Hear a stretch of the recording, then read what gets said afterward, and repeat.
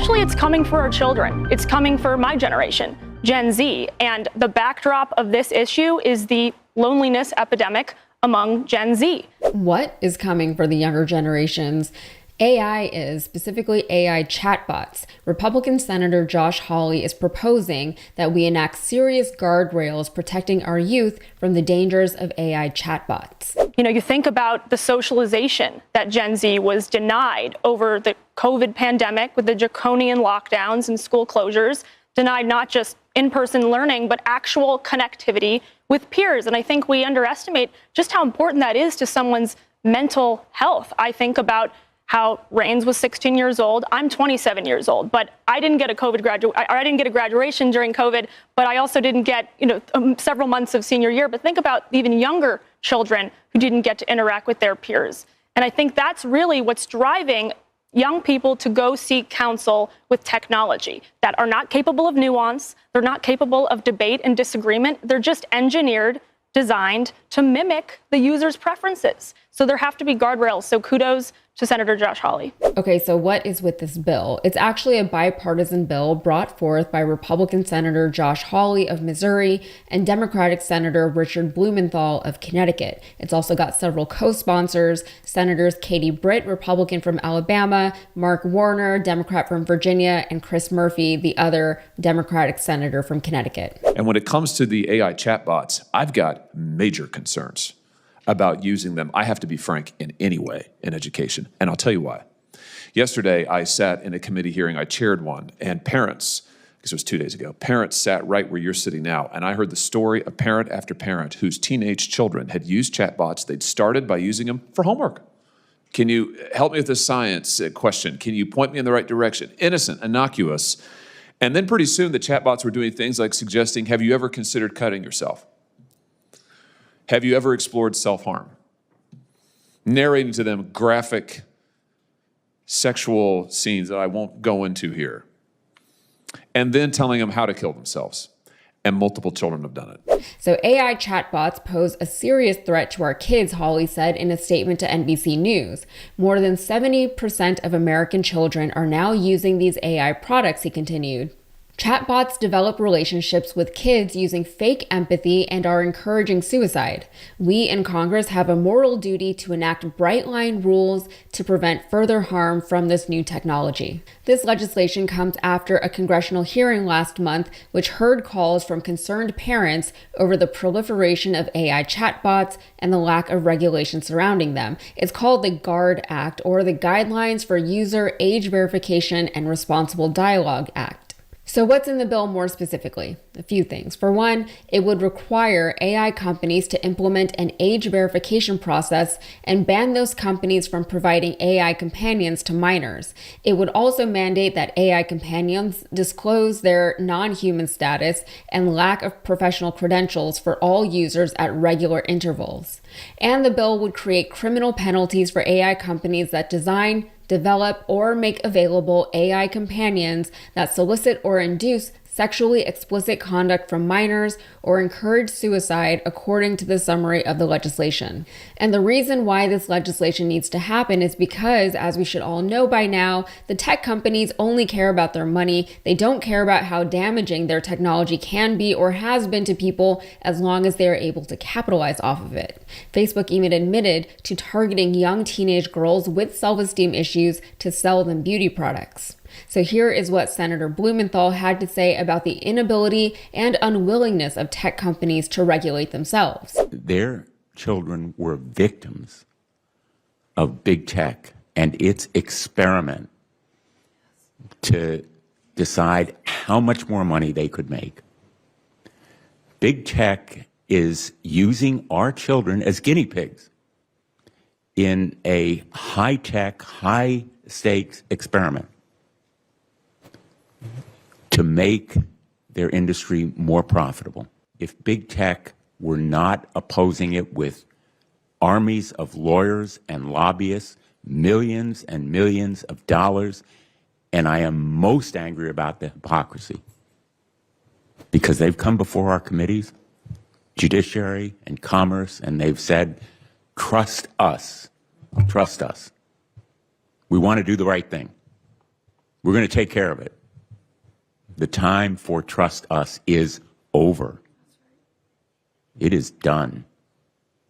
I have had it, and I think every member of the United States Senate and Congress should feel the same way. This bill establishes tough criminal penalties for these companionship bots, character AI that encourage the emotional bonds that then prey on children by encouraging violence, self-harm, suicide, offering sexually explicit material. There ought to be criminal penalties, federal criminal prosecutions. That's the only thing that big tech will understand at this point. So while the intention of this act feels admirable, there have been criticisms of legislation surrounding age verification, the biggest criticism probably being that it actually violates user privacy, not just of minors, but for everyone, in the name of protecting the children. As in order to determine whether or not someone is a minor, it requires a lot of data collection, whether that's of personal data and documents or even biometric data. So you all might know that I interact with technology and social platforms only as much as I need to and not much more, which I get is ironic considering I work on YouTube. I posted something on my Instagram grid this week, but I think that was my first post in, since last year. I'll lurk because it does provide an aggregate of what's going on around the world, and doing the work that I do does help me to stay informed, not just with what's going on politically, but also culturally. However, the minute I feel myself just starting to scroll for the sake of scrolling, I will bounce out of there. So all of that to say, I personally am already very skeptical of technology, specifically of the way it has advanced so rapidly within my own lifetime, but especially in the last 20 years or so.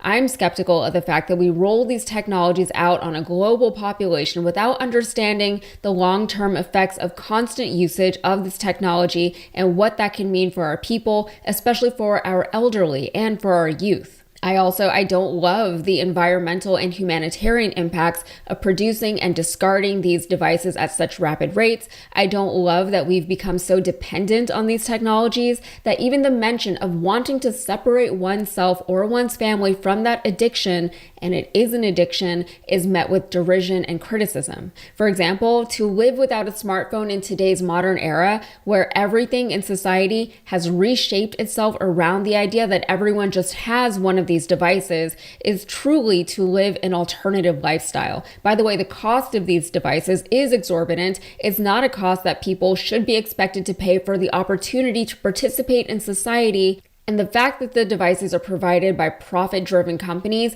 means that for the public, this will always be a cost that they will essentially have to pay when they don't have much choice in the matter. There is no food stamps equivalent for iPhones, although in light of recent events, that is a bad example.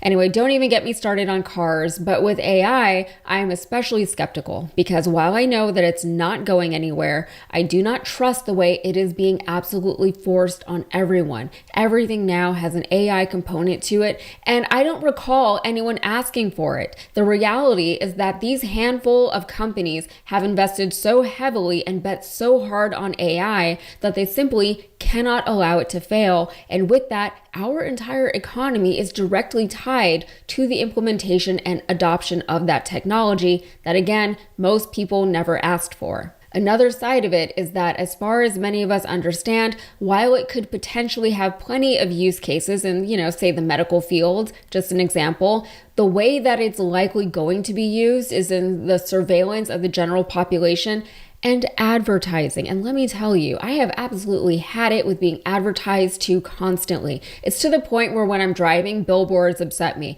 I have always felt that billboards were ugly and trashy and distracting, but the more I think about them now, the more crazy it feels that they're just so widely accepted and used across this country. At least in Houston, like half of them are for the most insufferable lawyers, and they just plaster their faces all over our city. It's the worst.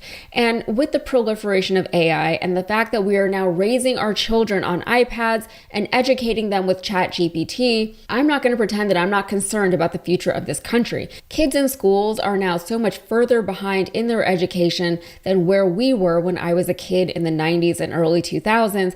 And let's be clear, there are plenty of reasons as to why that is. It's not just AI, it's not just iPads, but those technologies certainly are not helping. Literacy rates are way down, not just the reading of the words, which they are struggling with, but also with comprehension and application. Problem solving is down or non-existent. Their attention spans are gone. They're using ChatGPT to write college essays, which has been shown to minimize brain activity and deplete retention rates. On top of all of that, there are the dangerous psychological impacts that we have already seen surrounding people's interpersonal relationships with these AI chatbots. Again, I know that this technology is here to stay. I know that I personally am less accepting of it than many people are. So that is, I'll say it a million times, it's a personal thing. I know that many of you will probably feel different, but I think it is incredibly irresponsible that something this powerful has been allowed to thrive within a nation and on the planet without certain safeguards and regulations having been